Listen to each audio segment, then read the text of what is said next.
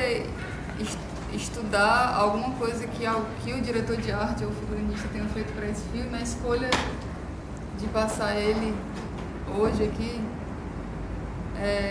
tem muito a ver com a minha percepção mesmo, assim, e, tipo, a vontade de passar sobre a direção de arte desse filme.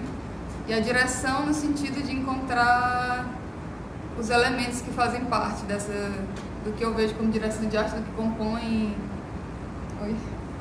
do que compõe os elementos de objetos, os elementos de roupa, o que é que a gente entende como direção de arte, né? E isso tem muito a ver com a postura do Herzog, assim, que na verdade nem se chamava Herzog, né? O nome dele, ele usa esse nome Herzog, mas ele tem um outro nome que ele não usa porque é mais difícil de dizer também. Não sei, ele era ele vem de um contexto, de certa forma,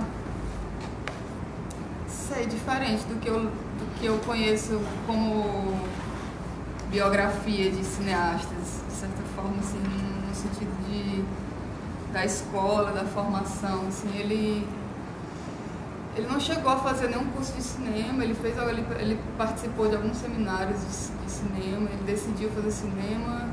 Ele é alemão, né, de uma região montanhosa, na Bavária e tal, depois ele vai para Munique. E aí, nesse momento que ele chega em Munique, eles ficam numa pensão, que inclusive é a mesma pensão que morava o Klaus Kinski, que é um cara que atuou com ele bastante, alguns filmes. Depois, se vocês chegarem em casa, vocês pesquisam quais são os filmes dele, se vocês acharam legal, interessante.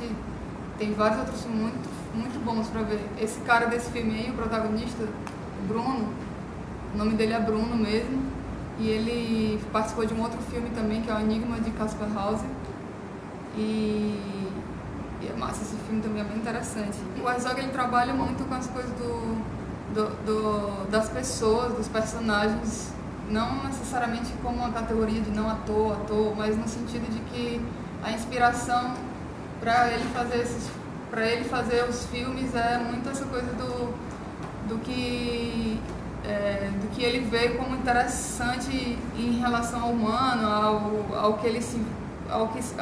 as pessoas que ele se vincula para participar dessas situações. Ele arma situações, né? Então, tipo assim, tiveram vários filmes que eu pensei em trazer, porque são filmes muito importantes, muito relevantes para mim, mas esse eu acho massa porque é muito uma coisa de instaurar situações e perceber as situações históricas dos lugares.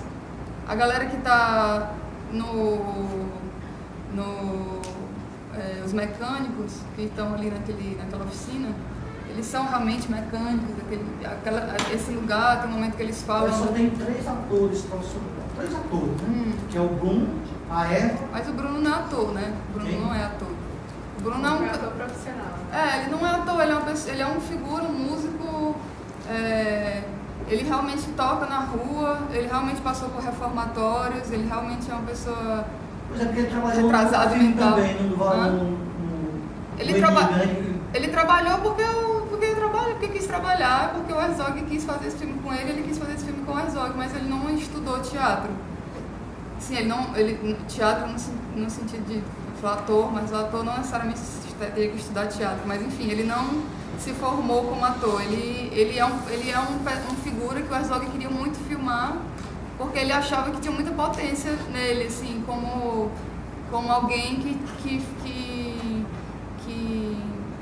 traria uma substância mesmo para a cena. É uma presença na tela, né? Ele tem. Assim. Então, tipo, a gente vê que esse filme, ele tem um roteiro, né? Assim, ele tem um roteiro no sentido de dizer assim, são essas figuras e eles vão passar por isso. Ele cria essa direção de dizer, a gente vai contar essa história, mas para contar essa história não é uma coisa encenada de que a galera chega e diga, as suas falas são essas, você vai representar um cara doido. É um cara realmente desencontrado, e é massa porque o tempo todo vem esses elementos, esse tempo todo são elementos de arte que nessa situação, não sei se foi escolhido pelo diretor, e com certeza é uma coisa de equipe, né? Então, tipo, mas assim, trazendo para nossa realidade, eu acho muito interessante a coisa de pesquisa de locação, ter essa coisa do cuidado dessa pesquisa de locação. Digamos que, eu não sei, tem essa coisa do apartamento dele, né? Eu acho que nada é muito óbvio, tipo, você encontra com essa figura dessa puta, mas que ao mesmo tempo você não percebe de imediato que ela é uma puta. Aí você vê pelo contexto, pelas outras pessoas, pelo que vai... esse apartamento dele, você também não identifica de cara que é um apartamento de uma figura pobre, mas também não é de uma figura rica, mas também de um cara que pode acumular um monte de coisa. Pode ser um apartamento que a galera encontrou e foi metendo um monte de coisa dentro, já pode ser um apartamento de alguém que já é assim, que vai acumulando coisas. Tem um monte de objeto incrível, né, que você fica, poxa, o cara deve ter produzido essas luminárias, deve ter não sei o quê. Mas ao mesmo tempo é uma lixarada de um monte de coisa interessante, porque tudo é interessante no sentido do conteúdo. Eu acho assim, não necessariamente a direção de arte ficar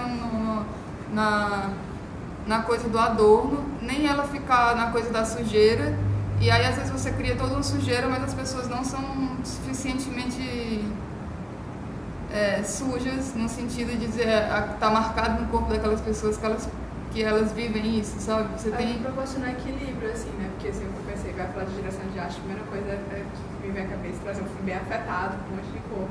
Mas no caso da Zog, ele não trabalha com esse tipo de coisa, que seria o tipo Fassbender, né? Que tem uma direção mais contrastante. Mas é tudo, cria um equilíbrio de cena, de forma que uma coisa não sobrepõe a outra. A narrativa tá ali e a direção tá ali, mas eles estão trabalhando juntos, né? Não é aquela coisa que fica distante na tela.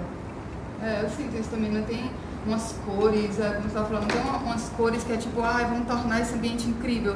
É incrível porque você vê tudo que está acontecendo ali dentro, né? E essas coisas que estão ali dentro também são incríveis, mas elas não ficam narrando anteriormente.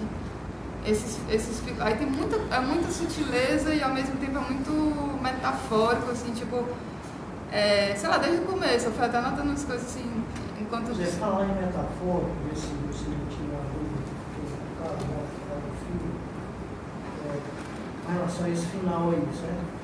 O cara liga, o Seito liga dizendo que o carro está inspirando e diz assim, e a galinha também não para de dançar. Eu fiquei querendo ver qual a importância da galinha não parar de dançar. E qual foi a metáfora que ele usou para toda essa final. Ele foi lá, ligou tudo para a diversão e ficou no carrinho que vai e vem, né? Eu queria entender que metáfora é essa, que ele quis dizer com esse final.